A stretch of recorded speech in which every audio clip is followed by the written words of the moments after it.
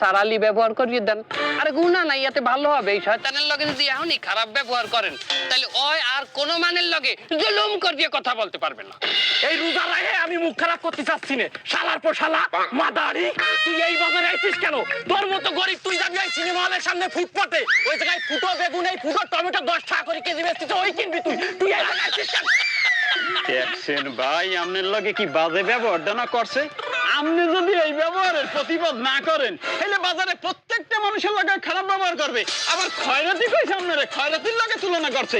আপনি একটা স্ট্যান্ডার্ড মানুষ, আপনি এই বাজার দিয়ে বাজার করবেন। আপনারা আরো কইছে আপনি এই হলের সামনে দিয়ে ফুটা টমেটো ফুটা বেগুন এই কিনবেন। তাহলে আমি এখন কি করব? পয়সা আলার ফলার গালে একটা থাবার মরেন। এবার এই শোনেন এদিকে তো আসেন। কি আমারে খয়রাতি মনে এ হলোটা কি? এটা কি হলো?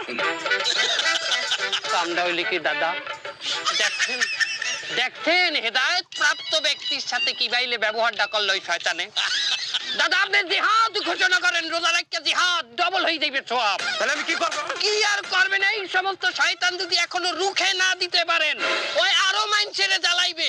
আর এখনই রুখে দেবেন, ওই যেসব মাইন্ডসেটে জ্বালাইবে ওই সব মাইন্ডসেটে না জ্বালাইন সব আপনার অ্যাকাউন্টে চলে আসবে। আপনার মতো ব্যক্তি এই দেশে আছে যে কিনা সততার সাথে তরকারি বিক্রি করে, মাত্র 10 টাকার তরকারি মাত্র 20 টাকায় বিক্রি করে। সেরকম একটা মানের গায়ে আপনার তারে মানে অত কুত্তা। দাদা আপনি বসিয়ে থাকবেন না, আপনিও মারেন। তাহলে কেমন থাবা দেবো? কি থাবা দেবেন? আপনার হাত শক্ত, আপনি মারবেন ঘুষি। একটা জালেম মারবেন রমজানে 70,000 জালেমের সওয়াব পেয়ে যাবেন। এই শালা এদিকে আয়।